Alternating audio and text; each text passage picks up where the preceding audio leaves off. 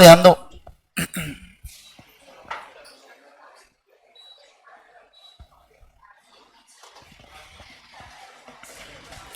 देखिए, अभी हम लोग पढ़ने वाले हैं कौन सा, अभी हम लोग यहाँ पे पढ़ने वाले हैं ऑब्जेक्टिव ऑफ लोकल बॉडी के बारे में जानने वाले हैं। ठीक है सर, ऑब्जेक्टिव क्या है लोकल बॉडीज का ऑडिट करने का, या what are the main objectives of local body. देखिए यहाँ पे क्या क्या सर। सबसे पहला, external control of municipal expenditure is exercise by state government through appointment of auditors. देखो इनका क्या कहना है, जो ऑडिटर है ना बेटा, ये ऑडिटर कौन अपॉइंट करेगा sir, auditor state government appoint करेंगे। ठीक है, लेकिन अगर मान लो जैसे दिल्ली हो गया बेटा, या इसके अलावा दिल्ली हो गया, मुंबई हो गया, तो इनके केस में क्या होता है, ये लोग खुद के ऑडिटर अपॉइंट करते हैं। क्या करते हैं बोलो जल्दी से, ओन ऑडिटर अपॉइंट करते हैं, ओन ऑडिटर अपॉइंट किया जाता है। ठीक है, तो इनका कहना है कि सर ऑडिटर कौन कौन अपॉइंट करते हैं, जरा जल्दी जल्दी बता दो मेरे को। सर अगर स्टेट गवर्नमेंट है तो स्टेट गवर्नमेंट वैसे तो अपॉइंट करती है, लेकिन अगर मान लीजिए यहाँ पे कुछ कुछ बड़े बड़े ऑडिट्स के केस में या बड़े बड़े सिटीज के केस में कौन अपॉइंट करता है, म्युनिसिपल कॉर्पोरेशन खुद ऑडिटर को अपॉइंट करती है ऑडिट करने के लिए। अब वो क्या क्या चेक करने वाले, तो ये इतने बार पढ़ चुके हैं अपन पॉइंट आज तक कि अब क्या बताऊं। देखो सर क्या चेक करेगा ऑडिटर, ऑडिटर देखेगा कि presentation of financial statement true and fair है क्या, यानी कि रिपोर्टिंग करेगा किसके ऊपर, fairness of the content and presentation of financial statement. दूसरा देखो क्या, ये देखता है, रिपोर्ट करेगा strength and weakness of the system of financial control, यानी कि जो कंट्रोल लगाए हैं, क्या लगाए बोलो, कंट्रोल लगाए, और कैसे कंट्रोल, फाइनेंशियल्स यानी कि फाइनेंस के ऊपर जो कंट्रोल लगाए हैं क्या वो स्ट्रेंथन है, यानी कि क्या वो अच्छे है, मजबूत है या वीक है, उसके बारे में आपको बताता है। तीसरा देखो क्या, reporting on adherence to legal and administrative requirement, मतलब क्या हुआ यहाँ पे सर, ये रिपोर्ट करता है लीगल रिक्वायरमेंट्स को लेके कि म्युनिसिपल कॉर्पोरेशन के ऊपर कुछ लीगल रिक्वायरमेंट्स है, वो लीगल रिक्वायरमेंट्स का कंप्लायंस किया कि नहीं किया। यानी कि जैसे एफआरएफ है बेटा, एफआरएफ को कंप्लाई किया कि नहीं किया, इसको कौन चेक करता है, ऑडिटर चेक करता है। फिर उसके बाद देखो, फिर reporting on value received has been fully receive on money spend, यानी कि जितना आपने पैसा खर्चा है और उसके अकॉर्डिंग जो बेनिफिट आपको मिलना चाहिए था, वो बेनिफिट आपको मिला या नहीं मिला, उसके बारे में जानना। सर देखो आपने इतने हजारों करोड़ लगा के नई पार्लियामेंट बनाए, लेकिन क्या फायदा उस पार्लियामेंट का जो पहली बारिश में बेटा क्या हो जाए, जिससे पानी लीक होना चालू हो जाए। अब समझ रहे बात को, तो इनका कहना है कि वैल्यू पूरा रिसीव हुआ क्या, जितना पैसा आप स्पेंड करते हो उतना। समझ रहे आप बात को, जैसे अरविंद केजरीवाल जी ने कहा था कि वो दिल्ली को झीलों का शहर बनाएंगे, और बारिश में ये बात उन्होंने प्रूव करके बताई, हर रोड में एक नई झील थी। आप समझ रहे बात को, जैसे हमारे यहाँ पे भी एक सिस्टम है बेटा कि हम बोट वगैरह चलाएंगे यहाँ पे, और बारिश के कुछ दिनों में वो होता है, हमें देखने मिलती है। ठीक है, बस वो लाइव जैकेट वाली, वो लाइव सर्विस वाली बोट होती है। आओ अब देखो क्या, तो हमने क्या कहा, हमने ये कहा कि जितना पैसा हमने खर्चा है वो कितने सीरियसली देख रहा है मेरे को, ये कब हुआ है ना। अगर सर मैं बात करूं आपके साथ, देखिए सर सुनिए ना, मैं ये कह रहा हूं कि जितना पैसा मैंने खर्चा हूं क्या उसके अकॉर्डिंगली मेरे को बेनिफिट मिल रहा है या नहीं मिल रहा है, इस बात को देखना ये मेरी जिम्मेवारी होती है। फिर देखो क्या बोला सर, डिटेक्शन करो और प्रिवेंशन करो, याद है आपको पीडीसी, प्रिवेंशन डिटेक्शन करेक्शन, तो प्रिवेंशन करो और डिटेक्शन करो किसको, एरर या फ्रॉड, और आखिरी में देखो क्या बोला है, मिस यूज ऑफ फंड्स। कोई भी व्यक्ति मान लो फॉर एग्जांपल म्युनिसिपल कॉर्पोरेशन का जो हेड है ना बेटा, वो सिविल लाइंस में रहता है, तो वो क्या कर रहा है, सिर्फ सिविल लाइंस का डेवलपमेंट कर रहा है। ऐसा होना चाहिए क्या, नहीं, पूरे नागपुर का डेवलपमेंट होना चाहिए। समझ रहे आप बात को, है ना, ऐसा इनका कहना है। चलिए सर आओ यहाँ पे ध्यान दो, तो मैंने क्या कहा, मैंने ये कहा आप लोगों के साथ कि सर यहाँ पे क्या क्या बात क्या है। देखो सर ऑडिटर आता है तो क्या चेक करता है, फेयरनेस के बारे में, किसके बारे में बोलो, फेयरनेस के बारे में, strengthen and weakness of system के बारे में बात करता है। इसके अलावा अदरेंस, अदरेंस किसका, लीगल रेगुलेशंस का। फिर बोला गया जितना पैसा खर्चा किया उतना मिला क्या, और आखिरी में क्या बोला, prevention detection of error and misuse of funds, मतलब कि एरर और गलतियों और मिसयूज ऑफ फंड्स होने से रोकना, ऐसी बात यहां पे की जा रही है। ठीक है, ओके सर, चलो अब कुछ जनरल डिस्कशन इन लोगों ने किया है, इसको जस्ट रीड करना है अपने को, नॉर्मल एकदम इजी डिस्कशन है। देखो क्या है, ऑडिट एक मेथड है बेटा किसका, financial control on local government. ये कोई एक, देखो पहली बात तो सिर्फ लोकल गवर्नमेंट नहीं, इनफैक्ट ऑडिट एक मेथड है कंट्रोल का, जहां पे हमको पता चलता है कि लीगल रूल्स एंड रेगुलेशंस को फॉलो किया जा रहा है या नहीं किया जा रहा है। आवाज ठीक है ना, कि पहले ठीक था, पहले ये वाला ठीक है। आओ सर, अब देखो, this provision is coupled with the privileges of ultra vires. Ultra vires का मतलब पता है आपको क्या होता है, बोलो, बियॉन्ड पावर्स, है ना, जिसके पास, ये तो पढ़ लिए कई बार, फाउंडेशन इंटर मजे ले लिए इसके, है ना। अब देखो मतलब सर किसी को पावर दे के रखिए, उससे ज्यादा अगर वो काम करे तो इस बात को ऑडिट से पता लगाया जा सकता है। Okay, the action of local authority if it is beyond the legal authority can result in surcharge by the audit. The procedure is a legacy of a colonial days and even in England, बाप रे बहुत ही पहले चले गए, it is being resorted to less and less. This may be well because increasing competence of the local government authorities. इनका कहना है कि ऑडिट आजकल, क्योंकि सारी गवर्नमेंट आजकल इतना कंपिटेंट हो गई, इतना पैसा का इनफ्लो आउटफ्लो इनका होता है, तो ऐसे केस में ऑडिट तो कराना ही चाहिए ताकि ये क्या रहे, कंट्रोल रहे। इसको कुछ मार्क मत करना, इसको ऐसा साइड में क्रॉस कर देना, ठीक है। आओ अब देखो क्या, in addition to the external audit it is also opined by the learned author that there should be a system of internal audit. मुझे क्या लगता है ये है ना पक्का इन्होंने कहीं से कॉपी पेस्ट किया है। अब क्यों ऐसा लगा, क्योंकि जब शब्द यूज किया इन्होंने लर्नेड ऑथर, इसका मतलब क्या होगा, कोई किताब में ये पैराग्राफ होगा और वो किताब का जो पैराग्राफ, वो जो ऑथर होगा किताब का, उसने ये बात बोली होंगी, उसके अनुसार ये बात होंगी। पर इनको क्या है, अपने को कॉपी पेस्ट लेने से मतलब, अपने को क्या जानना लर्नेड ऑथर कौन है, कोई भी हो, लेकिन हम क्या करेंगे, कंट्रोल से कंट्रोल भी। देखो यहाँ पे क्या, there should be a system of internal audit in all municipal corporation. Internal audit should be provided by institution own staff. देखो क्या बोला गया, इंटरनल ऑडिट हमेशा कौन देता है, स्टाफ का मेंबर देता है। ये अपन ने पहले भी पढ़ा था, इंटरनल ऑडिटर कोई भी एलिजिबल पर्सन हो सकता है सर, है ना, एनी प्रोफेशनल पर्सन, ऐसा अपन ने बोला था, ठीक है। ओके सर, अब देखो देखिए क्या, it should be performed on a continuous basis according to well defined programme.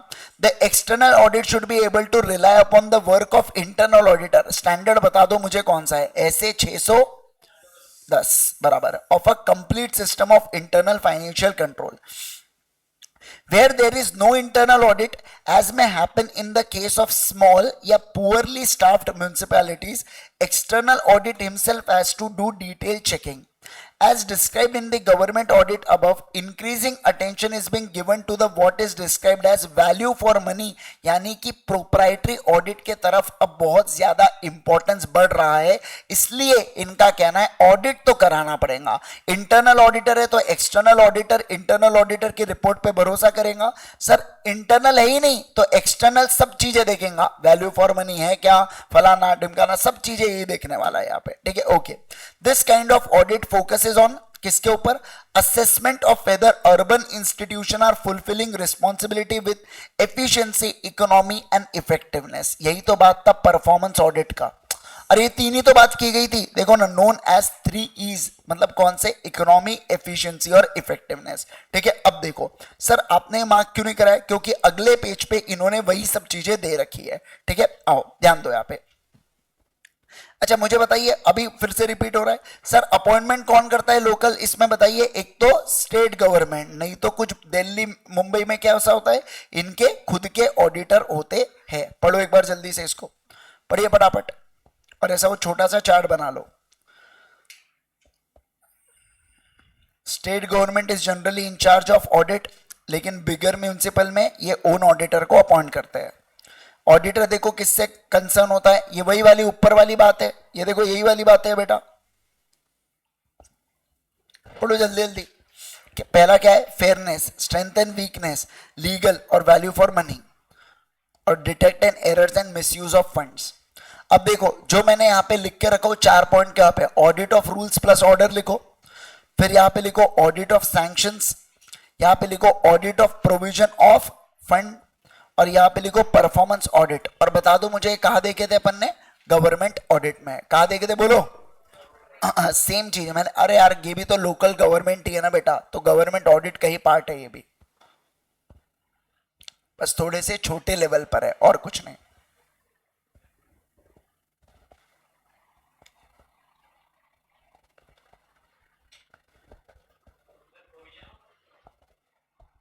Provision of fund,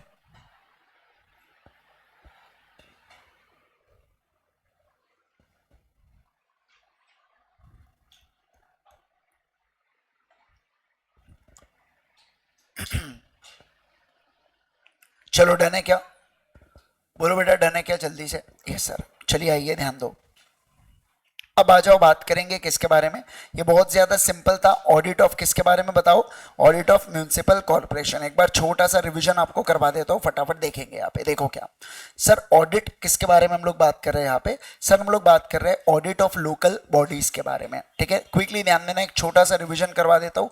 audit of local bodies का मतलब, पहली बात तो इसका मतलब होता है म्यूनिसिपैलिटीज का ऑडिट करना। जैसे अपन नागपुर में रहते हैं तो नागपुर म्यूनिसिपल कॉर्पोरेशन हुआ, ठीक है, तो उसका ऑडिट करने हम लोगों को जाना है बेटा। यानी कि जो लोकल सेल्फ हेल्प गवर्नमेंट है ना, जिनका जो मेजरली इनकम होता है वो लोकल टैक्सेशन से होता है, और वो अपना पैसा भी वही खर्च देते हैं लोकल एरिया में। नागपुर की म्यूनिसिपल कॉर्पोरेशन मुंबई में पैसा लगाएंगे क्या बेटा? नहीं लगाएंगे, ठीक है। तो इसका अपने को ऑडिट करना है कि जो पैसा आया और जो पैसा लगाया ये सब कुछ सही से हुआ है क्या। जैसे देखो म्यूनिसिपल कॉर्पोरेशन में क्या क्या आते हैं। सबसे पहली बात, सॉरी, म्यूनिसिपाइड distinct types of local authorities कौन सी होती है? एक तो म्यूनिसिपल कॉर्पोरेशन होते हैं, या म्यूनिसिपल काउंसिल्स होती है, या इसके अलावा कुछ नोटिफाइड एरिया की कमिटीज होती है, कैंटोनमेंट कमिटीज होती है, और टाउन एरिया कमिटीज होती है। तो देखो कमिटीज से 3 पॉइंट है और दूसरा म्यूनिसिपल से 2 पॉइंट है। म्यूनिसिपल में municipal corporation, municipal council, notified area committees, town area committees, और आखिरी में बोला cantonment committees. Okay sir, municipal authorities जो होती है ना, इनके मेजरली 3 फंक्शंस होते हैं। आर एम डी, आर से रेगुलेटरी, एम से क्या है बताइए? मेंटेनेंस, डी से डेवलपमेंट। रेगुलेटरी मतलब रूल्स एंड रेगुलेशन बनाना, यहां पार्किंग मत करो, वो मत करो। नो पार्किंग के रूल्स नहीं होते क्या बेटा? वो ये लोग बनाते कि कौन से एरिया में नो पार्किंग होगा, और आरटीओ उसको क्या करता है? फुलफिल करता है कि जो एनएमसी ने बोला वो बराबर से मेरे को देखना है आरटीओ, ठीक है। दूसरा मेंटेनेंस, रोड बना दिया, रोड में अगले ही साल गड्ढे आ गए, उसको पैचिंग करना किसका काम है? मेंटेनेंस का, इनका काम है। सर मान लो कोई पाइपलाइन फूट गई और अचानक से बीच में झरना चालू हो गया बेटा रोड पे, तो ऐसे केस के अंदर कौन उसको ठीक करेगा? म्यूनिसिपल कॉर्पोरेशन, ठीक है। और आखिरी में बोला गया डेवलपमेंट एक्टिविटीज। सर जो नागपुर का मरीन ड्राइव है हमारा बेटा, वहां पे जो डेवलपमेंट हुआ है उसको, अरे यार हंसते क्यों यार आप लोग, है वो मरीन ड्राइव? आओ, तो छोटा मरीन ड्राइव, ठीक है, आओ चलो। ये जो सीएमडी है छोटा मरीन ड्राइव बेटा, तो ऐसे केस में उसको जो डेवलप किया है वो किसने किया है बताइए जल्दी से? सर वो एनएमसी ने किया है। किसने किया है बोलो? एनएमसी ने किया है, ठीक है। ओके सर, उसके बाद देखिए क्या सर, ध्यान दो, फिर बोला जा रहा है यहाँ पे एक्सपेंडिचर जो होता है ना, वो मेजरली इन एरियाज में क्लासिफाइड। एक तो हाथ इधर जाता, इधर साइड, पहला क्या बताइए? General administrative and revenue collection, ठीक है। दूसरा क्या? पब्लिक हेल्थ, घर घर जाके पोलियो के ड्रॉप देना, नहीं मतलब बोलना कि पोलियो अवेयरनेस करवाना। फिर उसके बाद पब्लिक सेफ्टी बेटा, लोगों को किसी भी प्रकार की भीड़ भाड़ में कोई दब ना जाए, ठीक है। जैसे अभी कोलकाता में फेस्टिवल आता है दुर्गा पूजा, अपने इसमें वो होता है ना गणेश जी अभी बैठते हैं, तो कोई कोई इसमें एकदम, यहाँ पे भी जैसे हिलटॉप के राजा है ना, जब वो जाते हैं और मतलब आते हैं तो एकदम बहुत ज्यादा भीड़ होती है, तो ऐसे केस में बराबर से कंट्रोल करना एनएमसी का रोल यहाँ पे आता है। इसके अलावा एजुकेशन, पब्लिक वर्क, क्या कहा मैंने बोलो? एजुकेशन, शिक्षण देना, और दूसरा पब्लिक वर्क, अच्छे काम करना, जैसे कि फॉर एग्जांपल गार्डन बनाना, उसको मेंटेन करना, ये सब किसके काम है भैया? एनएमसी के काम है। सर ये पैसा कहां से कमाते हैं? पैसा कमाते हैं ऑक्ट्राय से, प्रॉपर्टी टैक्सेस से। जिस घर में आप रहते हो वो सारे के सारे घर लीज पे होता है बेटा, कोई भी अपना सेल्फ ओन नहीं होता है। जैसे अगर कल चल के यहाँ से मेट्रो डालना है तो बोलेंगे चल घर खाली कर, हमको मेट्रो डालना है, तो अपने पास ऑप्शन नहीं है, करना ही पड़ेगा। हाँ वो बात अलग है, फिर कोर्ट में जाओ, प्रूफ करो कि मैं कोई और जा नहीं सकता, मेरा एक ही घर है, तो आपको फिर वही रहने देंगे, ठीक है। तो बेसिकली क्या हुआ, मेरा ये कहना है कि ये जो प्रॉपर्टी टैक्स है, ये जो लीज रिन्यूअल के काम है, नए घर बनाते हो तो टैक्सेस मांगेंगे, ये सब चीजों से पैसा बनता है किसको? लोकल गवर्नमेंट को बनता है, ठीक है। ये कंपल्सिव नेचर का होता है, मतलब आपके पास ऑप्शन नहीं है, नहीं दूंगा जो करना है कर ले, नहीं ऐसा नहीं, बहुत कुछ कर सकते हो आपके जमीन को बेच के। तो ऐसे केस के अंदर ये कंपल्सिव नेचर का होता है। क्या होता है बोलो? कंपल्सिव नेचर, ठीक है। ओके सर, आप सुनते हो ना कि कभी कभार एरिया से ज्यादा बड़ा घर बना दिया बेटा, तो ऐसे केस के अंदर बुलडोजर भिजवा देते हैं तोड़ने के लिए उसको, है ना, ऐसा मतलब। तो ऐसे इसमें मुझे बताइए यहाँ पे, तो ये भी क्या हुआ, इसी एरिया के अंतर्गत आता है, रेगुलेशंस के अंतर्गत आता है, ठीक है। ओके, वो कुछ तो भी कंगना रनौत को उसका घर ऑफिस तोड़वा दिया था ना शायद, पर उसने तो स्टेटमेंट दिया था इसलिए तोड़वाया था, हालांकि रूल्स रेगुलेशन के बारे में बहाना था, पर उनको उनका घर तोड़ना था, ठीक है। आओ सर, उसके बाद देखो 3 प्रकार के ग्रांट्स होते हैं, कौन से? पहला होता है जनरल पर्पस, अरे उड़ाओ रे पैसा, जो जिसमें लगाना है वहां लगाओ। दूसरा क्या? स्पेसिफिक पर्पस, मैं जो बोला रोड बनाना है तो रोड बनाओ, मैं बोला कैनाल बनाना है कैनाल बनाओ, समझे क्या आप बात को, तो उसके लिए लगाओ। तीसरा क्या बोला गया? लॉस ऑफ रेवेन्यू, क्या हुआ, जीएसटी आया तो तुम्हारा ऑक्ट्रा खत्म हो गया रे, तो ऐसे केस में तुम्हारा नुकसान हुआ है ना, तो रो मत, हम आपको क्या देंगे? कंपनसेशन देंगे। क्या देंगे? बोलो, कंपनसेशन, ठीक है। फिर फाइनेंशियल एडमिनिस्ट्रेशन को पढ़ना स्टार्ट किया था, इसमें 3 पॉइंट थे, पहला बजटरी प्रोसीजर, दूसरा एक्सपेंडिचर कंट्रोल, तीसरा अकाउंटिंग सिस्टम। पहला देखो क्या बोला जा रहा है, बजटरी प्रोसीजर, बहुत सिंपल। इनका क्या कहना है कि जो भी आपका एक्सपेंस हो रहा है ना, वो किसके तहत होना चाहिए?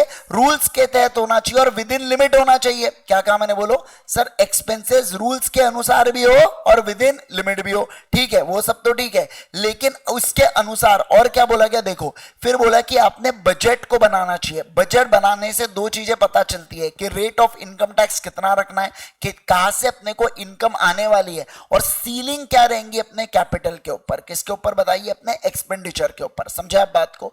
तो सर बजट से ये चीजें आपकी तय होती है। फिर देखो क्या बोला गया, सर हमको है ना समझ नहीं आता है कि रेवेन्यू एक्सपेंस करूं कि कैपिटल एक्सपेंस करूं। यूजुअली तो कैपिटल एक्सपेंस जो होते हैं ना, वो सर जो लंबे समय तक बेनिफिट दे उसे कैपिटल एक्सपेंस कहते हैं, पर ये जानते हैं कि ये जो भी खर्चा करते हैं उसका लंबे समय तक बेनिफिट नहीं मिलने वाला है, क्योंकि वो खराब क्वालिटी का होता है। तो ऐसे केस में कंफ्यूज है, क्या करूं? तो कोई दिक्कत की बात नहीं, इनका कहना है आप एक काम करो, एक्स्ट्रा ऑर्डिनरी आइटम्स करके हेड बनाओ और उसके अंदर क्या कर दो, जो आपको लगता है कैपिटल एक्सपेंडिचर है वो उसके अंदर पोस्ट कर दो, बराबर है क्या? Yes sir. उसके बाद देखो क्या, फिर आता है एक्सपेंडिचर कंट्रोल।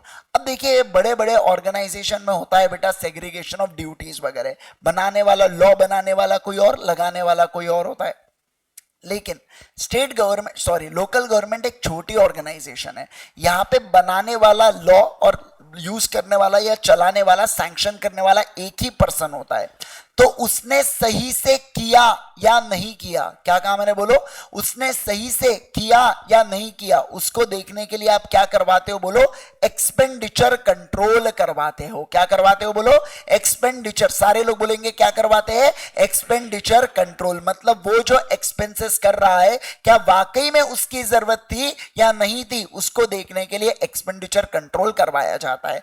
फिर मैं बात करूंगा अकाउंटिंग सिस्टम के बारे में। सर देखो, इनकी अकाउंटिंग सिस्टम ना ही सिंपल है बेटा और ना ही कॉम्प्रेंसिबल है, इसके अलावा वो एडिक्वेट इंफॉर्मेशन देती नहीं, एक्सेसिव इंफॉर्मेशन कभी भी दे देती है, ऐसे सब चीजें यहां पे बोली गई है। अब ऑब्जेक्टिव क्या है लोकल बॉडी का? तो ऑब्जेक्टिव है बेटा फाइनेंशियल स्टेटमेंट फेयर होने चाहिए। दूसरा, सिस्टम के स्ट्रेंथ और वीकनेस क्या है पता चले। तीसरा बोला जा रहा है लॉज एंड रेगुलेशंस को कंप्लाई करे। चौथा बोला जा रहा है वैल्यू फॉर मनी, जितना पैसा खर्चा उतना बेनिफिट मिला क्या, और जो भी फ्रॉड या एरर है उसको मैं डिटेक्ट कर पाया या नहीं डिटेक्ट कर पाया उसको जानना। सर ऑडिटर को अपॉइंट कौन करता है? स्टेट गवर्नमेंट, लेकिन कुछ बड़े बड़े इसमें जैसे दिल्ली और मुंबई वगैरह केस में उनके खुद के ऑडिटर होते हैं। फिर बोला गया सर रूल्स एंड रेगुलेशंस के अंदर आप क्या करते हो? चेक करते हो कि जो खर्चा हुआ वो as per rules and orders हुआ क्या, जिसको अपन ने गवर्नमेंट ऑडिट में पढ़ा था, audit of rules and order. फिर दूसरा, ऑडिट ऑफ सैंक्शन का मतलब क्या होना चाहिए होता है कि कंपिटेंट अथॉरिटी प्रॉपरली ऑर्डर के द्वारा सैंक्शन करता है खर्चों को, तो वो सैंक्शन खर्चों को आपने किया, मतलब वो जो भी खर्चे आप कर रहे हो ना, वो सैंक्शन है या नहीं है उसको जानना, ये मेरी जिम्मेवारी। तीसरा, sir proper provision for fund आपने किया है क्या, और परफॉर्मेंस ऑडिट देखता हूं, यानी कि इफेक्टिवनेस, एफिशिएंसी और इकोनॉमी को मैं चेक करता हूं अपने ऑडिट के दरमियान, ऐसा यहाँ पे बोला गया है। मतलब अलग अलग जो स्कीम्स लाई है वो जरूरी थी क्या, स्कीम्स के अनुसार पैसा खर्चा क्या, जो भी रॉ मटेरियल खरीदे इकोनॉमी रेट पे खरीदे क्या, वो सब चीजों को कौन चेक करेगा? मैं चेक करूंगा, यानी कि ऑडिटर चेक करेगा। समझे आप बात को? तो ये था आपका पूरा पूरा क्या, ऑडिट ऑफ लोकल बॉडीज। क्या है बोलो जल्दी से? Audit of local bodies. ठीक है सर, चलिए अब ध्यान दो। अब हम लोग बात करने जा रहे हैं किसके ऊपर, audit of non government organisation के ऊपर। किसके ऊपर बोलो, audit of non government organisation, जिसे क्या बोला जाता है, सारे लोग बोलेंगे एनजीओ बोला जाता है। क्या बोला जाता है, बोलो एनजीओ, यानी कि नॉन गवर्नमेंट ऑर्गेनाइजेशन। सर ये नॉन गवर्नमेंट ऑर्गेनाइजेशन में क्या क्या आता है, जैसे आपने देखो नाम सुना होगा बेटा, क्राई करके, चाइल्ड रिलीफ एंड यू, है ना। इसके अलावा बीइंग ह्यूमन का नाम तो सबने सुना ही होगा बेटा, सेक्शन 8 कंपनी है, नॉन गवर्नमेंट ऑर्गेनाइजेशन है। टाटा फाउंडेशन सेक्शन 8 कंपनी है, नॉन गवर्नमेंट ऑर्गेनाइजेशन है। इसके अलावा अगर Reliance foundation non government organisation है, सेक्शन 8 कंपनी है। समझ रहे बात को। तो बेसिकली क्या है, अब देखो ये बाकी भी है, नोरैड, यूनिसेफ भी आपने नाम सुना होगा, ये पूरे वर्ल्ड लेवल पे काम करता है, ठीक है। फिर बाप रे भयंकर नाम है, कंसर्न इंडिया फाउंडेशन, विद्या और गोदुली होगा कुछ, ठीक है। तो ये सबके सब क्या है बेटा, एनजीओज है। क्या है बोलो, एनजीओज है, यानी कि नॉन गवर्नमेंट ऑर्गेनाइजेशन। अब ये जो नॉन गवर्नमेंट ऑर्गेनाइजेशन है, इनके इनकम के मेजरली दो सोर्सेज होते हैं बेटा। कौन से दो सोर्सेज होंगे, आप जरा सोच के बताइए मुझे। पहला तो डोनेशन होगा, और दूसरा जो ये बिजनेस करते हैं, उस बिजनेस से जो भी प्रॉफिट होता है, वो प्रॉफिट को ऑब्जेक्टिव्स को प्रमोट करने के लिए लगा देते हैं। याद है आपको, सेक्शन 8 कंपनी में पढ़ते हो आप इस बात को। मुझे बताइए, सलमान भाई बीइंग ह्यूमन को देखते हैं यहाँ पे, तो वो ऐसा बोल सकते हैं कि यार हर बार तू है ना काम तो करता नहीं और तेरे खर्चे बहुत है, चल तेरे को डिविडेंड दे देता हूँ सेक्शन 8 कंपनी से, ऐसा नहीं बोल सकते। समझ रहे हो आप बात को, डिविडेंड देना प्रोहिबिट होता है सेक्शन 8 कंपनी में। मतलब सर अगर आप एनजीओ खोलते हो ना, तो यहाँ पे आप पैसा खुद के लिए विड्रॉ नहीं कर सकते, आप केवल और केवल ऑब्जेक्टिव्स को प्रमोट करने के लिए ही उन पैसों को खर्चा कर सकते हो। अब जैसी जो क्राई जैसी ऑर्गेनाइजेशन है, ये कहां पे आपको दिखती है मैं बताता हूं। जैसे केदारनाथ फ्लड्स हो गए, वायनाड फ्लड्स हो गए, तो ये आर्मी पर्सनल के साथ मिलके ये लोग काम करते हैं कि जो लोगों को बचाया जाएगा उनको proper food, shelter, medical facilities देना, ये सारे के सारे लोग क्या होते हैं, क्राई इन्वॉल्वमेंट मतलब उसके अंतर्गत आते हैं। अब आप समझो, एनजीओ के अंदर जनरली जो लोग होते हैं ना, ये दो प्रकार, एक तो पैसा देंगे, नहीं तो काइंड में सर्विसेज भी देते हैं। जैसे मान लो मैं अगर डॉक्टर हूं, तो मैं एनजीओ के साथ एसोसिएट रहूंगा और मैं बोलूंगा महीने में किसी भी एक दिन आप कैंप को रखिए और मैं लोगों का फ्री चेकअप करूंगा। अब समझ रहे हैं। तो ये जो एनजीओ है, जरूरी नहीं है कि आपको जो डोनेशन देना है वो केवल और केवल पैसों में देना है। आप अलग अलग चीजें भी डोनेट, कपड़े भी डोनेट कर सकते हो, ब्लैंकेट्स डोनेट कर सकते हो, फूड डोनेट कर सकते हो, और ये लोग क्या करेंगे, नीडी पीपल तक उसको पहुंचाते हैं। समझ रहे हैं क्या, अरे बोलो बेटा समझ रहे हैं क्या बात को, है ना। Yes sir. तो उसके बारे में यहाँ पे बातचीत की जा रही है। याद है अपन ने ऑडिट ऑफ ट्रस्ट पढ़ा था एक ऐसा, याद आ रहा है क्या, कुछ कुछ टॉपिक है ना। आओ सर, एनजीओ के बारे में हम लोग यहाँ पे पढ़ेंगे, ध्यान दो यहाँ पे। NGO can be defined as non profit making organisation which raise fund from the members, donors or contributors apart from receiving donation of time, energy and skill for achieving their social objectives like imparting education, providing medical facilities, economic assistance to poor, managing disasters and emergent situations। तो क्या emergency के situation में ये education provide कराना, flood से लोगों को बचाना, ये सब सर्विसेज कौन देता है, ये एनजीओ वाले देते हैं। तो ये देखो आपने शब्द देखे होंगे, apart from receiving time, energy, skill, यानी कि काइंड में भी डोनेशन इनको मिलते हैं और इनको पैसों में भी मिलता है, ठीक है। Okay sir. अब देखो, therefore this definition of NGO would include religious organization, voluntary health and welfare agencies, charitable organization, hospitals, old age homes, research foundation etc। जैसे टाटा मेमोरियल हॉस्पिटल, ये वन ऑफ द एग्जाम्पल है बेटा, किसका बताइए मुझे, NGO का, जहां पे बहुत ही कम दामों में या एकदम बेसिक दाम में, आप समझ लीजिए बात को, वहां पे क्या प्रोवाइड की जाती है, सर्विसेज प्रोवाइड की जाती है। कभी कभार इन केस ऑफ नीडी पीपल वो फ्री में भी सर्विसेज प्रोवाइड करवाते हैं, ठीक है। Okay sir. और उसके नीचे कुछ एग्जांपल दे के रखे एनजीओ के जो इन्होंने बात किया है, ठीक है। आ जाओ सर, अब यहाँ पे लिख के रखो FRF ऑफ एनजीओ, ऐसा लिख के रखो FRF। FRF का मतलब क्या होता है, बिल्कुल फाइनेंशियल रिपोर्टिंग फ्रेमवर्क। कौन से एनजीओ के, आइए उसके बारे में पढ़ते हैं, उसके बारे में जानते हैं, ठीक है। देखो क्या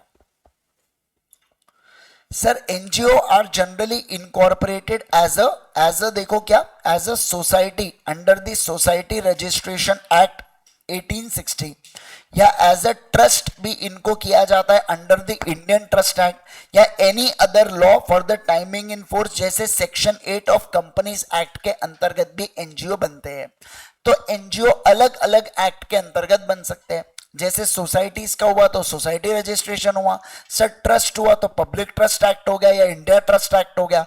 और अगर आपने सेक्शन 8 कंपनी के तौर पर करना है तो आप क्या कर सकते हो सर, कंपनीज एक्ट के अंदर आपको रजिस्ट्रेशन करना होता है। आपने सेक्शन 8 का रजिस्ट्रेशन पढ़े भी होंगे। सेक्शन 8 का जो रजिस्ट्रेशन होता है उसके लिए लाइसेंस लेना पड़ता है आपको, आरडी लाइसेंस का अप्रूवल देती है, याद है, फिर इसको कैंसिल करना है या दूसरे कंपनी में, तो ऐसे बहुत सारी चीजें होती है। तो काफी लंबी चौड़ी प्रोसीजर वहां पे देके रखी है, ठीक है। अब देखो, none of the above mention act warrant, देखो क्या बोला, कोई भी ऊपर का एक्ट क्या नहीं कहता, मैंडेटरी रजिस्ट्रेशन के लिए नहीं कहता एनजीओ के।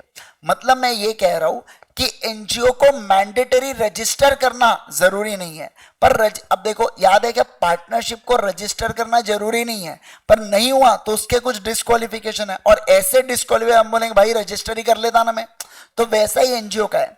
एनजीओ में क्या बोला, रजिस्टर करना कंपलसरी नहीं है, लेकिन नहीं किया ना तो आपको टैक्स के बेनिफिट नहीं मिलेंगे रे, हम आपको टैक्स लगाएंगे 30% का। तो बोले हम एक काम करते हैं, हम रजिस्ट्रेशन कर लेते फिर, ठीक है। आओ अब देखो, but if an NGO is created as a trust and as an trust and trust relates to immovable property worth more than, बाप रे बाप कितना बड़ा अमाउंट सर, 100 रुपीज के ऊपर अगर ट्रस्ट में कोई प्रॉपर्टी है बेटा, अच्छा, the provision of section 17(1) that is registration act 1908 read with section 123 of TOPA यानी कि ट्रांसफर ऑफ प्रॉपर्टी एक्ट, ठीक है, must be complied with the registration of trust becomes mandatory। Please इसको मार्क करो कि रजिस्ट्रेशन ऑफ ट्रस्ट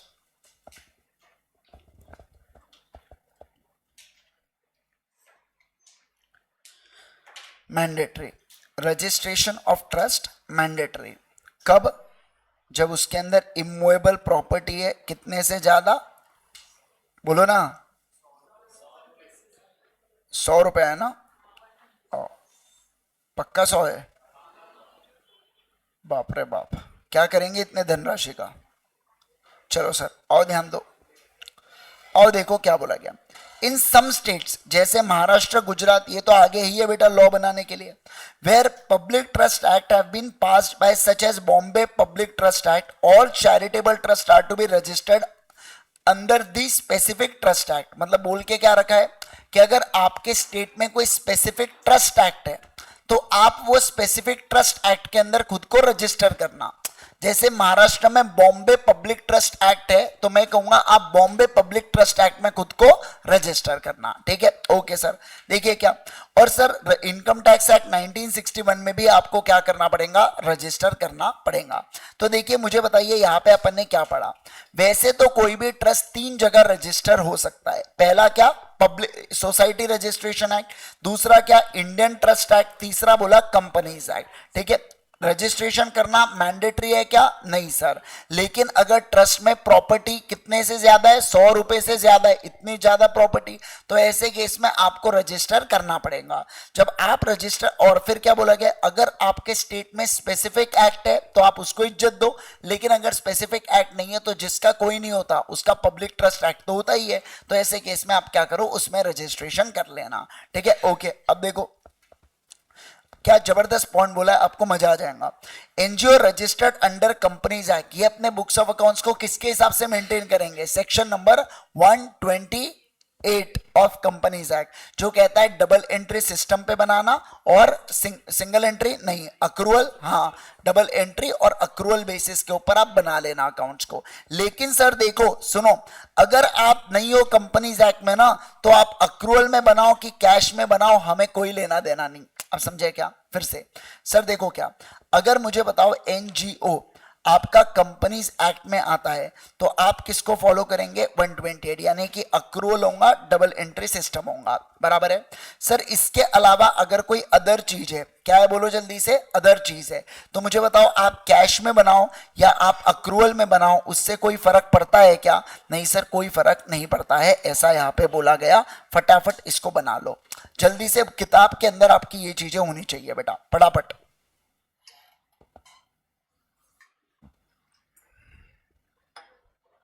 क्या हो गया बेटा?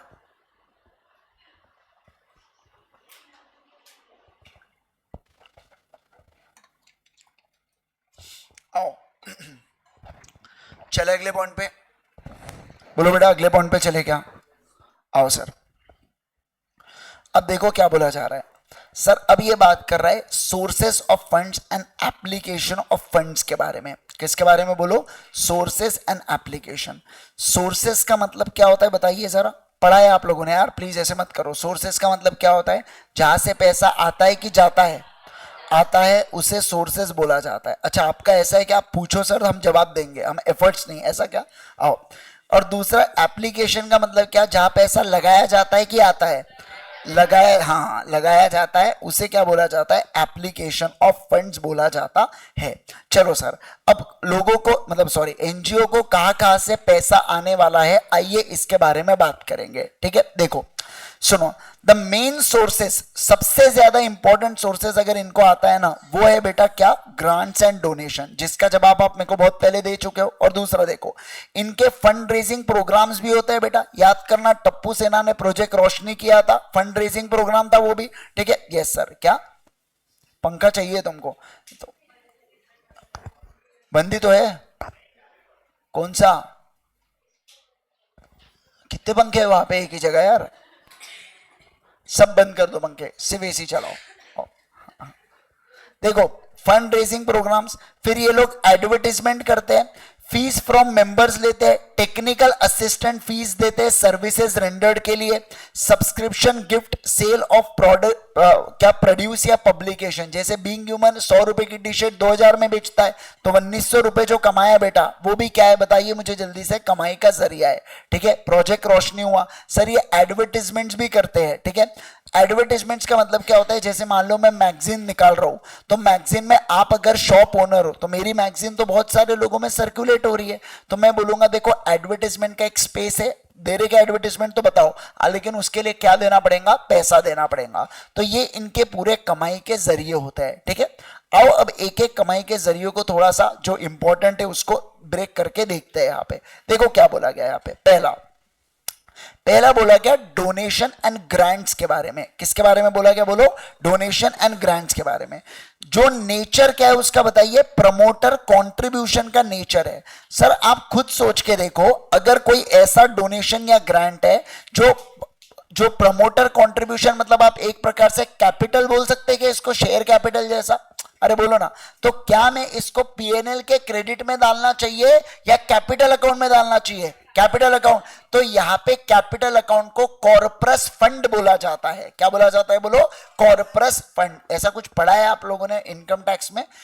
इनकम टैक्स से कहां पढ़ा आपने? कहां पढ़ा? नहीं चलो जान दो, नहीं पढ़ा आपने। आओ चलिए आइए ध्यान दो, अगर मैं कहूँ आपके साथ, सुनो ना, नहीं सुनो भी आप, प्रमोटर कंट्रीब्यूशन के तौर पर अगर किसी ने आपको डोनेशन दिया बेटा, लमसम मान लो 50 लाख रुपए आपको दे दिया, तो आप बोलोगे हम इसको कैपिटल रिसीट बनाएंगे, कॉर्पस फंड में डालेंगे। एक ही उद्देश्य है, कभी भी पार्टनर कैपिटल को इंट्रोड्यूस करता है तो क्या वो फर्म की इनकम मानी जाती है? क्या नहीं, मतलब उसके ऊपर टैक्स लगने वाला है? क्या नहीं। तो अगर कॉर्पस डोनेशन आता है तो उसके ऊपर टैक्स नहीं लगता, इसलिए बड़े पैसे को हम लोग क्या करते हैं? मोटा पैसा को हम लोग डालते हैं कॉर्पस फंड में, प्रमोशन कंट्रीब्यूशन में। ठीक है, देखो, are in nature of capital receipts and are shown as the liability in the balance sheet of NGO. पता था आपको लायबिलिटी साइड में शो होता है कैपिटल? बोलो जल्दी से, पता था क्या? नहीं पता था? चलो आओ देखो, these may be either in a form of, कैसा मार्क करो बेटा, कॉर्पस कंट्रीब्यूशन या contribution to a revolving fund. Contribution of revolving fund का मतलब होता है आप इस पैसे को किसी भी में इस्तेमाल करो, हमें कोई परवाह नहीं है, ऐसा रिवॉल्विंग फंड होता है। और कॉर्पस मतलब आप अपने पास रखोगे पैसा। ठीक है, देखो A contribution made towards capital or corpus of NGO is known as corpus contribution. Mark कर दो. फिर देखो, the donor are generally required to specify whether donation grant given by them are as a part of a corpus of NGO. मतलब donation को ये statement देना होता है, किसको कॉर्पस में इंक्लूड करना है कि रिवोल्यूशन में इंक्लूड करना है ना. समझ रहे आप बात को. रिवोल्यूशन नहीं क्या था वो कहा गया. हाँ चलिए सर ध्यान दो. तो रिवॉल्विंग फंड में यूज करना. रिवोल्यूशन क्या है, एक और है आगे है रिवोल्यूशन का पार्ट भी, बट आएगा चिंता मत करो. आओ देखो क्या, such contribution are generally given with reference to total funds of NGO. मतलब सर सुनो ना सर, ये जो पैसा एनजीओ को मिल रहा है ना, और ये जो दे रहा है ना, देने वाले को क्या बोला जाता है, डोनर बोला जाता है. सर ये जो व्यक्ति है ना, इसको बताना पड़ेगा कि ये कॉर्पस में पैसा दे रहा है या ये रिवॉल्विंग फंड में पैसा दे रहा है. कॉर्पस में दे रहा है तो ये कैपिटल नेचर का होता है. सर इसमें दे रहा है तो हम आगे डिस्कस करेंगे रिवॉल्विंग फंड में क्या नेचर होता है. ठीक है चलिए सर, क्या आप इसको समझे इतना?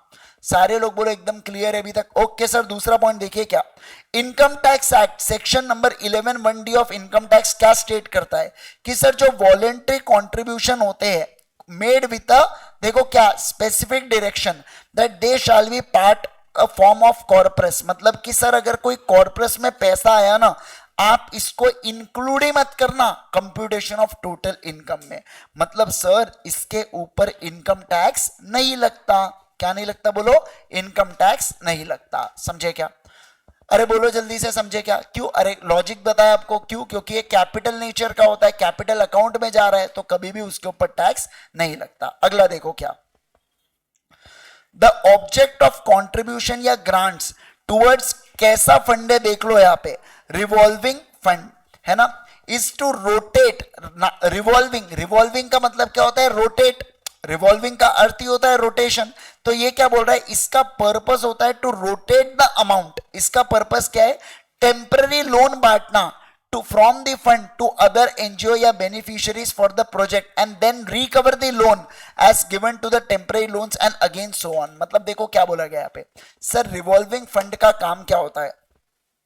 रिवॉल्विंग फंड का काम ये होता है बेटा कि क्या करना कि जो पैसा आया है ना रिवॉल्विंग फंड में, वो किसी दूसरे जरूरतमंदों को, क्या कहा मैंने बोलो, दूसरे जरूरतमंद एनजीओ या बेनिफिशियरीज को वो पैसा देना. क्या कहा मैंने बोलो, दूसरे जरूरतमंद या बेनिफिशियरीज को वो पैसा देना. और अब ये किसके तौर पर दे रहे, लोन के तौर पर. मतलब सर ओ सर सुनो ना, ये जो रिवॉल्विंग फंड पे पैसा आया ना, ये हम अदर किसको देंगे, अदर एनजीओ को या बेनिफिशियरी को, किसके तौर पर, लोन के तौर पर. और उनसे क्या रिकवर करेंगे, लोन प्लस और क्या रिकवर करेंगे, इंटरेस्ट, ब्याज उनसे रिकवर करेंगे. समझ रहे आप बात को. लोन देने पर आपको बदले में क्या मिलने वाला है बेटा, ब्याज मिलने वाला है. देखो अभी यहाँ पे सर ये जो इंटरेस्ट है ना, इस इंटरेस्ट से आप दो चीजें कर सकते हो और मैं अभी वही बताने जा रहा हूं. देखो, interest earn from the beneficiary of temporary loan from revolving fund है ना, could be either added back to the fund or credited to income tax depending upon restriction laid down by authority in providing contribution rules and order etc. तो देखो क्या बोला गया, sir ये जो beneficiary है, इन बेनिफिशियरी से जो इंटरेस्ट मिलेगा, इसको एक तो आप एड बैक कर दो कहाँ पे, फंड में, या दूसरा क्या बोला गया, क्रेडिट कर दो किधर, पीएनएल में. कहाँ क्रेडिट कर दो बोलो, पीएनएल में क्रेडिट कर दो. समझ रहे हैं क्या बात को. मत मारो बेटा उसको, क्यों परेशान कर रहे हो उसको, पढ़ने दो ना. चलो आओ ध्यान दो, आइए ध्यान दो. अगला देखो फोर्थ वाला पॉइंट. अच्छा देखो अपने क्या क्या देखा अभी तक, सर एक बार रिपीट कर दो.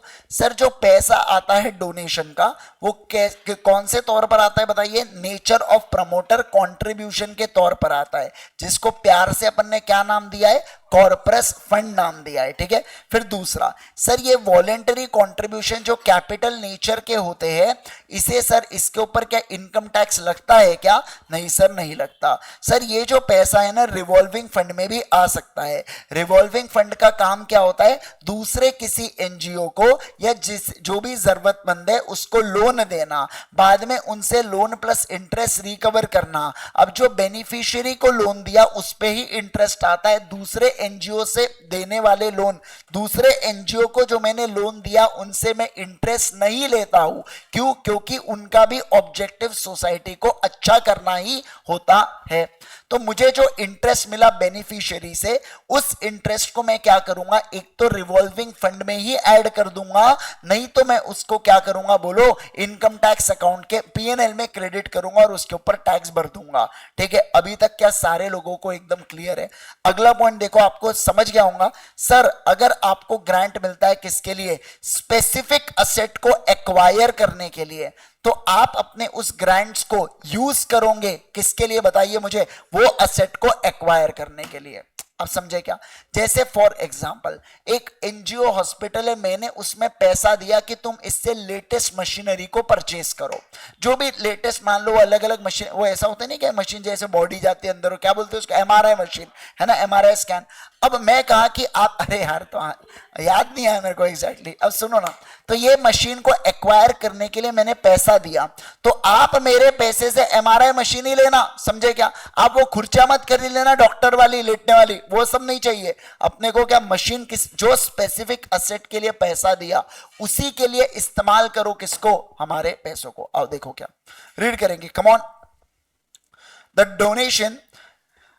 donation and grants received for acquisition of specific asset are those grants whose primary condition is that of NGO accepting them should purchase, construct or acquire the asset for which the grant is given।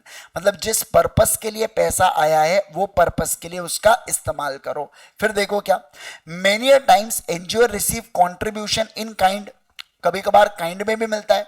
जैसे देखो, the contribution include assets, जैसे कि land building, ये तो ज्यादा ही kind हो गया।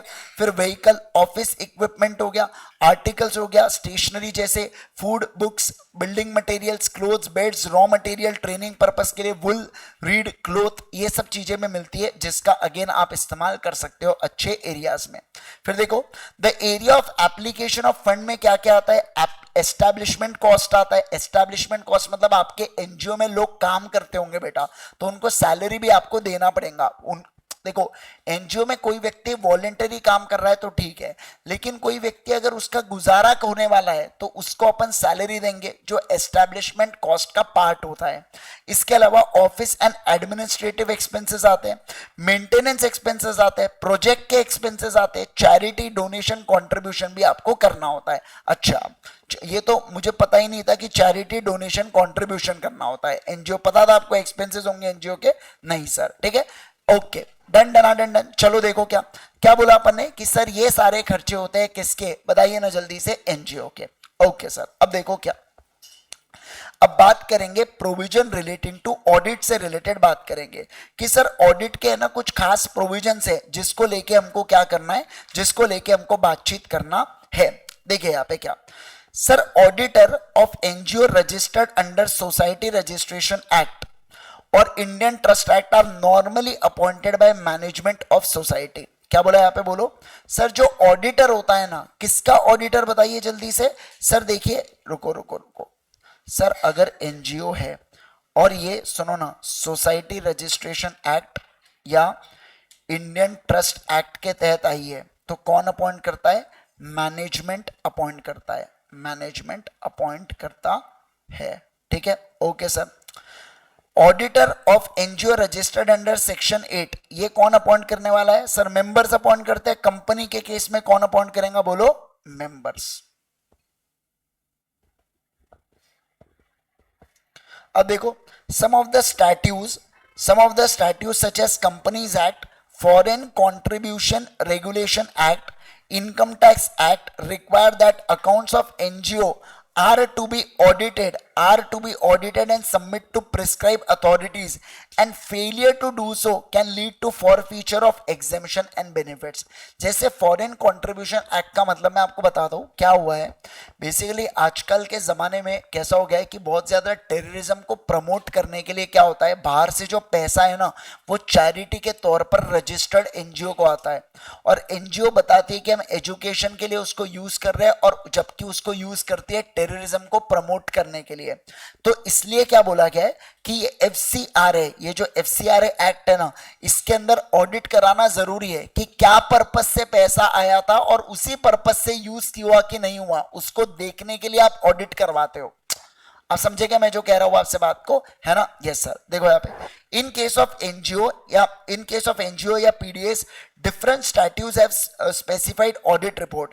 The foreign contribution act क्या कह रहे हैं यहाँ पे, has prescribed the format and required to be furnished to, देखो यहाँ पे क्या एनजीओ को क्या देना पड़ता है, ऑडिट रिपोर्ट किसको देना पड़ता है, देख लो, मिनिस्ट्री ऑफ होम अफेयर्स, और वो भी कितने दिन में, 60 days after the close of financial year, यानी कि बाय 30th ऑफ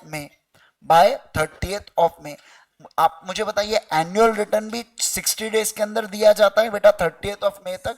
यहाँ पे भी देखो क्या बोला गया है, ऑडिट करके मिनिस्ट्री ऑफ होम अफेयर्स को आप क्या देंगे, FCRA, इसमें ऑडिट करके आप मिनिस्ट्री ऑफ होम अफेयर्स को रिपोर्ट देंगे कितने दिनों में, 60 डेज में। कितने डेज में बोलो, 60 डेज में। Okay sir. अब देखो sir, planning of audit planning कौन से स्टैंडर्ड में होता है, आ जाइए सर। ऐसे 300 बात करता है ऑडिट प्लानिंग के बारे में। सर ये कॉन्सेंट्रेट करता है किसके ऊपर, तो सबसे पहला मुझे एक बात बताओ, आप 300 में क्या करते हो, नॉलेज ऑफ क्लाइंट बिजनेस लेते हो। अरे याद है क्या आपको, नॉलेज ऑफ क्लाइंट बिजनेस, देखो नॉलेज ऑफ किसका लोगे आप, एनजीओ वर्क, उसके मिशन विजन क्या है, ऑपरेशंस क्या है, एनवायरमेंट क्या है इन विच इट ऑपरेट्स। तो सीधी सी बात है वही पॉइंट। दूसरा देखो सर, अपडेटिंग रेलेवेंट स्टैट्यूज कौन से एप्लीकेबल होते हैं, ये भी आप पढ़ते हो 300 में कि कौन से एप्लीकेबल लॉज हमारे ऑडिट को, हमारे क्लाइंट को लगते हैं।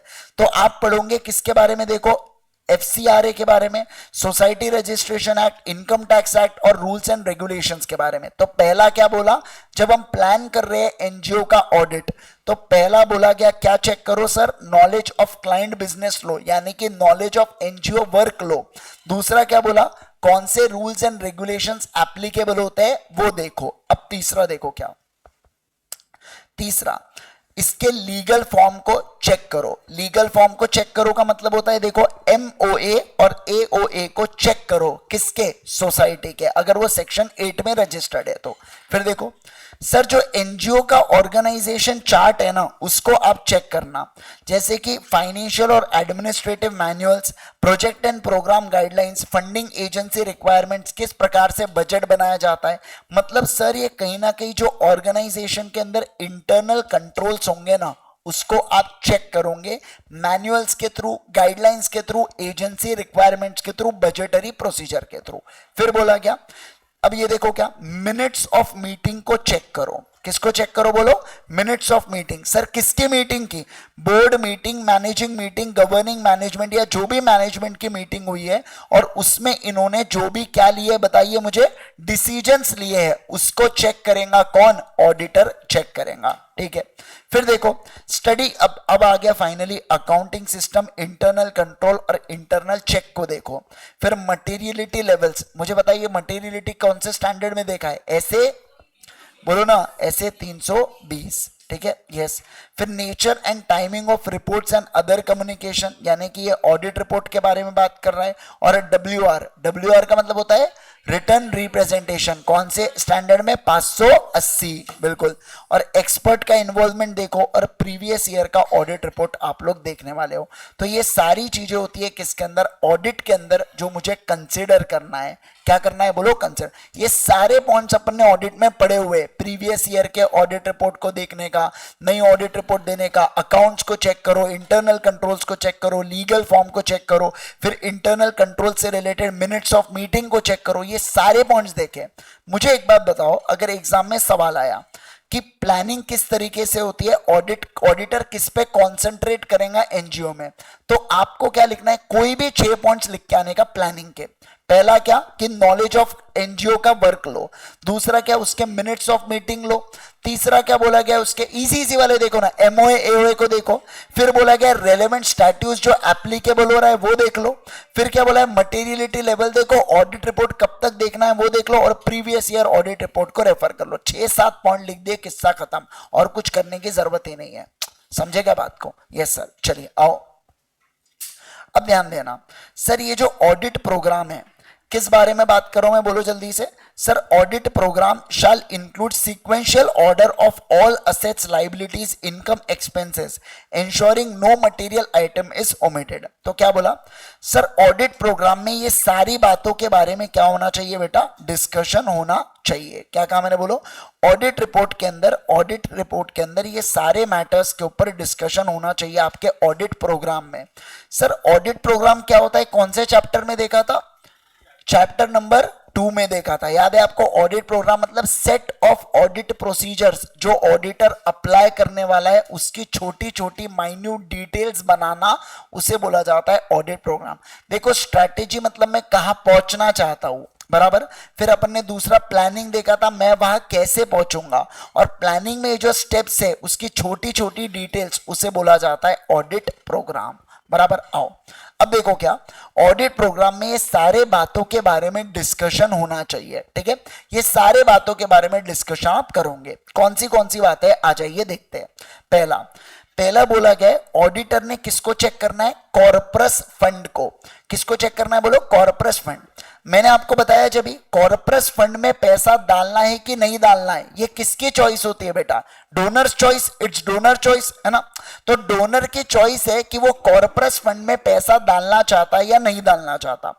तो जब मैं आऊंगा, यानी कि जब ऑडिटर आएगा और कॉर्पस फंड को चेक करेगा, तो क्या आपको लगता नहीं क्या बेटा कि अगर किसी ने कॉर्पस फंड में पैसा डाला है तो मेरा यानी कि ट्रस्ट का और इस पर्सन का एक एग्रीमेंट हुआ होगा जिसमें इसकी चॉइस डिसाइड हुई होंगी, तो क्या आपको लगता नहीं मैंने वो एग्रीमेंट को चेक करना चाहिए। हाँ सर, मतलब कॉर्पस फंड में जो पैसा आया है वो डोनर का ट्रस्ट के साथ क्या एग्रीमेंट हुआ, उसको चेक करना ये किसकी जिम्मेवारी है, ये मेरी जिम्मेवारी है। बोलो किसकी जिम्मेवारी है, ऑडिटर की जिम्मेवारी है। प्लीज पहला पॉइंट रीड करो, देखो क्या, The contribution grants received towards corpus be vouched with a special reference to letter from donor. उसी लेटर में लिखा होगा क्या है, the interest income be check with the investment register and physical investment in hand. मतलब अब ये पैसे को जहां मैं इन्वेस्ट करूंगा ना, वहां से मुझे इंटरेस्ट मिलेगा, तो मैं उसको इन्वेस्टमेंट रजिस्टर में एक तो डाल दूंगा, नहीं तो पीएनएल में सीधा डाल दूंगा, ठीक है। अब देखो reserves, vouch transfers from project या program with donors letter or board resolution of NGO. Also check transfer of gross value of assets sold from capital reserve to general reserve and adjustment during the year. देखो sir capital reserve वगैरह क्या कह रहे हैं, अब समझो बात को। इनका क्या कहना है, इनका कहना है कि सर आपके पास असेट होते हैं, आपने असेट को कभी रीवैल्यू किया होगा, तो रीवैल्यूएशन रिजर्व आपने क्रिएट किया होगा, बराबर है। जब आप उस असेट को बेचोगे तो ये रीवैल्यूएशन रिजर्व खत्म होना चाहिए कि नहीं होना चाहिए, डेफिनेटली होना चाहिए। तो इनका कहना है जो भी प्रॉफिट लॉस है प्रॉपरली एडजस्ट करके ही आप पीएनएल में शो करना है इसको, समझ रहे हैं बात को। यानी कि जो भी रीवैल्यूएशन रिजर्व्स या जो भी कैपिटल रिजर्व्स आपके क्रिएटेड है वो बराबर से क्या होना चाहिए, खत्म हो जाने चाहिए जब आप उन असेट को क्या कर रहे हो, सेल कर रहे हो। क्या कर रहे हो, बोलो सेल कर रहे हो। तो पहला देखो बोला कॉर्पस फंड के बारे में पक्का देखना, दूसरा बोला रिजर्व के बारे में पक्का देखना, तीसरा बोला एनमार्क्ड फंड्स। एनमार्क्ड फंड्स का मतलब क्या हो रहा है, जब मैं आपको पैसा दे रहा हूं ना, मैं पहले से मार्क करके भेज रहा हूं कि इसको कहां पे यूज करना है। मतलब स्पेसिफिक नेचर का फंड आपको मिल रहा है जहां पे बोला गया है कि इस फंड को कौन से असेट के लिए यूज करना, यह पहले से बता के रखा हुआ है। अब समझे क्या, तो ऑडिटर को चेक करना है कि जिस पर्पस के लिए पैसा आया उसी पर्पस के लिए वो पैसा यूज हुआ या नहीं हुआ। ये कौन चेक करेगा, मैं चेक करूंगा। ऑडिट ऑफ सैंक्शन में आप पढ़ते थे ये बात को, जिस पर्पस के लिए आपने सैंक्शन किया है क्या उसी पर्पस के लिए यूज हुआ कि नहीं हुआ। प्लीज रीड करो, देखो देखो क्या बोल रहा है। Earmarking funds refers to fund allocation practice in which entity, government or individual sets aside determined amount to use specific goal. Mark करो specific goal को। Check requirement of donor institution, board resolution of NGO, rules and regulation of the schemes of earmarked funds.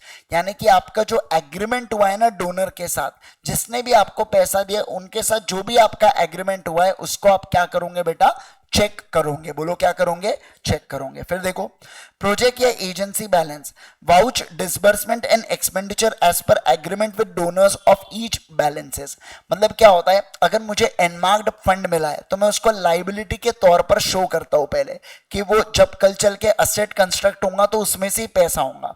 अब मान लो मुझे 1 करोड़ रुपए आया और मैंने 95 लाख को यूज कर लिया, तो 5 लाख बचा और वो असेट भी क्रिएट हो गया। अब मैं डोनर से पूछता हूं आपको ये 5 लाख रुपए वापस चाहिए कि मैं इसको अपने पैसों के लिए इस्तेमाल करूं, मतलब दूसरे चीज के लिए। तो डोनर जो बोलेगा ना उस हिसाब से मुझे क्या करना पड़ेगा बेटा, पैसे को यूज करना होगा। अगर उसने बोला वापस ला तो मेरे को वापस देना है, उसने बोला ठीक है यूज कर लो तो मैं अपने रेगुलर इनकम एंड एक्सपेंडिचर के लिए उसको यूज कर लूंगा। बराबर है क्या? तो बेसिकली क्या हुआ, एनमार्क्ड फंड से शिफ्ट हो रहा है पैसा, उसके बारे में ये बात कर रहे हैं। जब असेट बन गया तो उसके बाद जो बैलेंस बचा वो बैलेंस शिफ्ट होने की बात यहां पे कर रहे हैं ये लोग। ठीक है, ओके सर। अब देखो लोन्स, सर अगर आपने कोई भी लोन्स या एडवांसेस किसी दूसरे एनजीओ को दिए तो उसके काउंटर फॉइल्स वगैरह को हम चेक करेंगे। फिक्स्ड एसेट में देखो सर जितने भी फिक्स्ड एसेट एक्वायर किए, सेल किए, डिस्पोज किए, डेप्रिसिएशन, ऑथराइजेशन ऑफ सेम को चेक करेंगे, डोनर का लेटर देखेंगे फॉर द ग्रांट, और इमूवेबल प्रॉपर्टी के टाइटल को भी चेक करेंगे। एक बार पढ़ो फिक्स्ड एसेट का, एक बार पढ़ो, मैं चार्जर लेके आ रहा हूं।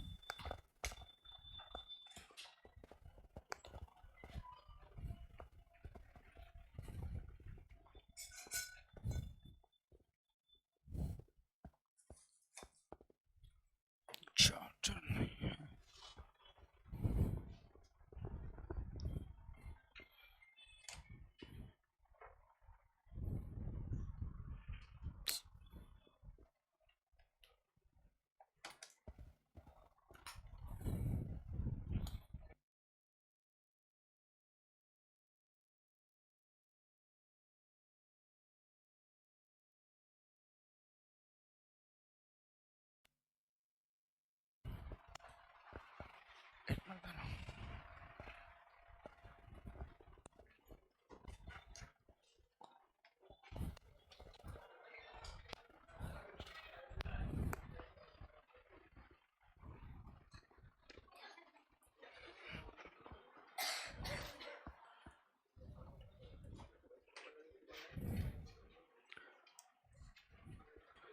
चलो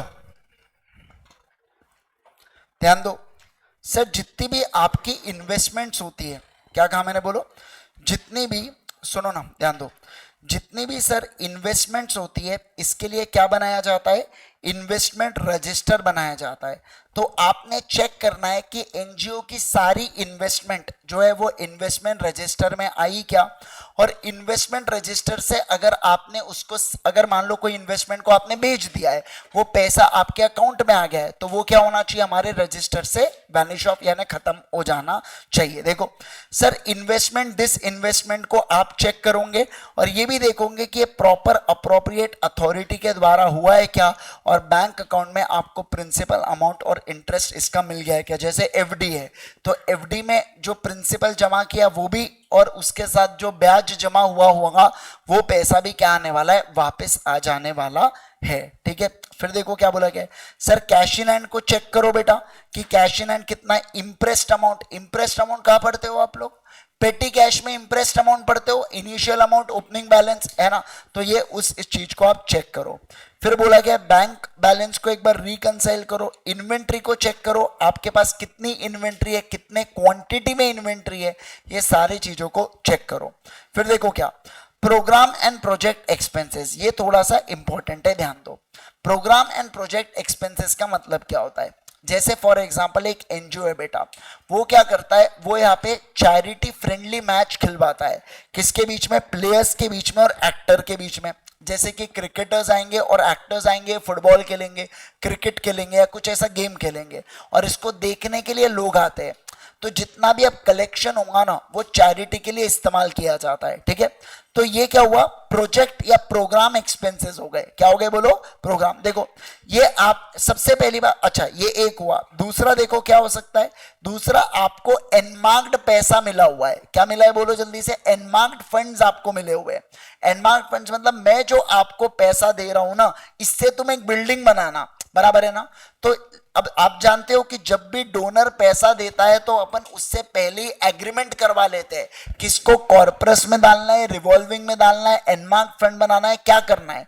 तो आप क्या चेक करोगे ऑडिटर, जब प्रोजेक्ट आपको जब दिख रहा है प्रोजेक्ट एक्सपेंसेस, तो आप क्या चेक करोगे कि पहले तो देखो एग्रीमेंट क्या है डोनर कंट्रीब्यूशन के साथ।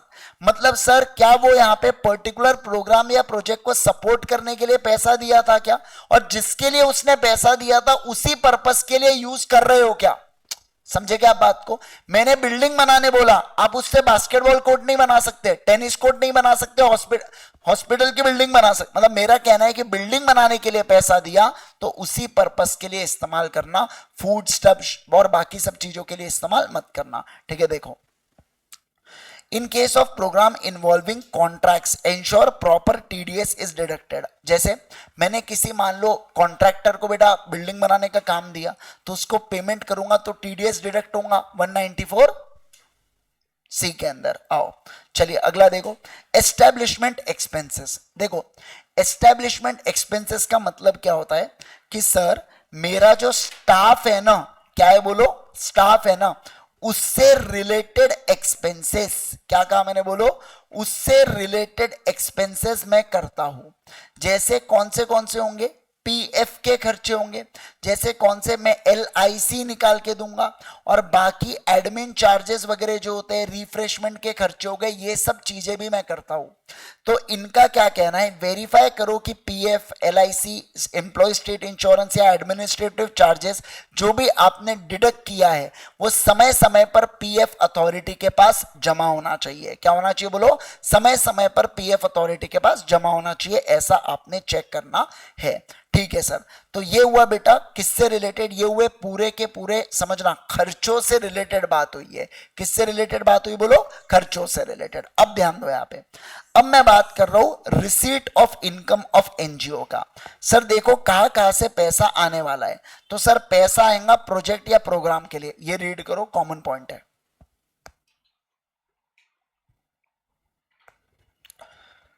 दूसरा भी बेटा प्रोजेक्ट रोशनी था क्या वो, कि प्रोजेक्ट दृष्टि था, क्या था वो, रोशनी था।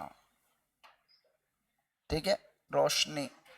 और ये क्या था, या मान लो चैरिटी फ्रेंडली मैच।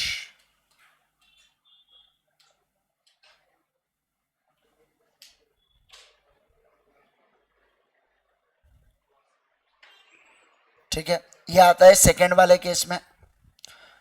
देखो receive from fund raising programme, पहला तो डोनेशन आया, दूसरा फंड रेजिंग प्रोग्राम से पैसा मिला। ठीक है, तीसरा मेंबरशिप की फीस होती है, इसके अंदर एनुअल फीस होती है, लाइफ मेंबरशिप फीस होती है।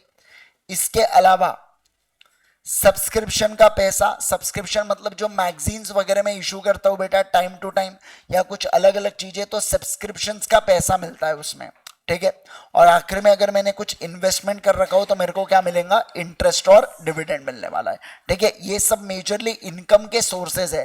किसके इनकम के सोर्सेज है बोलो जल्दी से, एनजीओ के। किसके बोलो, एनजीओ के। ठीक है, चलिए सर आओ अब आगे।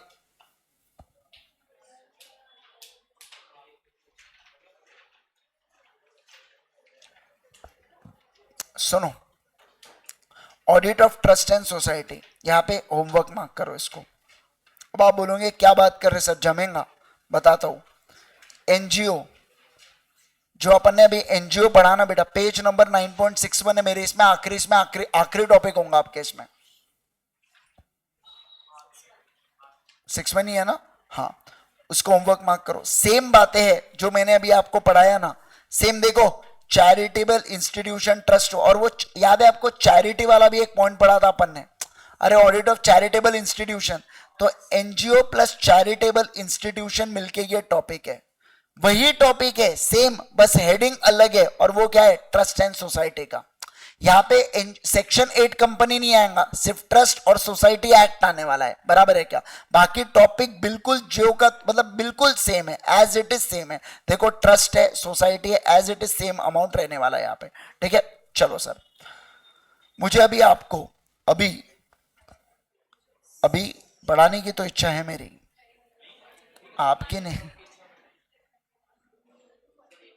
मुझे ऐसा लग रहा है कि हायर परचेस और लीजिंग आखिरी टॉपिक है। कल आना है आपको? कल आजादी नहीं मनाएंगे आप यार? तो मैं सही में आएंगे तो मैं ऑनलाइन ले लूंगा कल क्लास, है ना? नहीं यार ऑनलाइन नहीं ले सकते, वही दिक्कत है, ऑनलाइन नहीं ले सकते। ऑफलाइन आना है तो बताओ मेरे को, मैं बात करता हूँ थोड़ा सा, है ना? चलो जो भी हमें अभी तो एज ऑफ ना छुट्टी कंसिडर करो, लेकिन अगर मान लो मेरे को बोल दिया ठीक है क्लास ले लो, तो फिर बता दूंगा, ग्रुप पे डाल दूंगा मैसेज। 99% चांस है कि नहीं चाहूंगा, बट फिर भी हाँ आने पता है ना, पहले मैंने बोला था, ठीक है? नहीं 7 ही रखना है तो 7 बजे ही रखना पड़ेगा, लेट रखे तो और रिस्क है फिर वो, है ना? कार्य लेकिन लोगों में जज्बा दिन भर रहता है बेटा, समझ?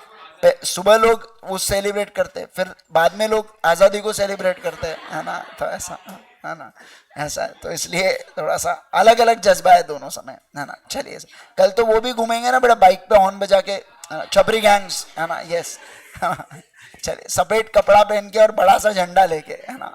चलिए सर, ओके। चलो मिलता हूँ आपके साथ परसों के दिन सुबह 7 बजे मिलेंगे। Bye bye everyone, take care everyone.